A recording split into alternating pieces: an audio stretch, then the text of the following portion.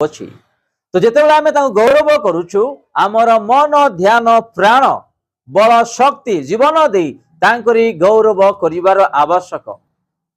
ଆଜି ଆମମାନଙ୍କର ମନ ଧ୍ୟାନ ତାଙ୍କର ଛାମୁକୁ ଆସିଲା ବେଳେ କେମିତି ତାଙ୍କୁ ପ୍ରଶଂସା କରିବା ପାଇଁ ଗୀତ ଗାନ କରିବା ପାଇଁ ଆମେ ବସିଛୁ ଗୋଟିଏ ଜାଗାରେ ଶରୀର ସେଇଠି ଅଛି କିନ୍ତୁ ଆମର ଆତ୍ମା ବାହାରକୁ ଯାଇ ସେ କୁଆଡେ କୁଆଡେ କୁଆଡେ ବୁଲି ଥାଉଛି। ସତ ନା ନାଇଁ ନା?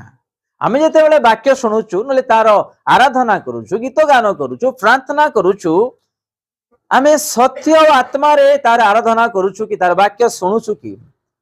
ଧନ୍ୟବାଦ ଦେ। ଆଜି ଆମେ କି ପ୍ରକାର ଧନ୍ୟବାଦ ଦଉଛୁ? କଷ୍ଟ ଆସିଲେ ଆଜି ଆମେ ପ୍ରାର୍ଥନା ବନ୍ଦ କରି ଦଉଛୁ ପ୍ରଭୁଙ୍କଠାରେ କଥାବାର୍ତ୍ତା ହେବାର ବନ୍ଦ କରି ଦଉଛୁ। ଏଇ ଈଶ୍ୱରଙ୍କର ଆତ୍ମିକ ଖାଦ୍ୟ ଆମ ମାନଙ୍କୁ ଯୋଉ ପ୍ରତ୍ୟେକ ଦିନ ଆବଶ୍ୟକ ପାଠ କରିବାଠୁ ବନ୍ଦ କରି ଦଉଛୁ ଏବଂ ଆମେ ବେଳେ ବେଳେ ଚର୍ଚ୍ଚ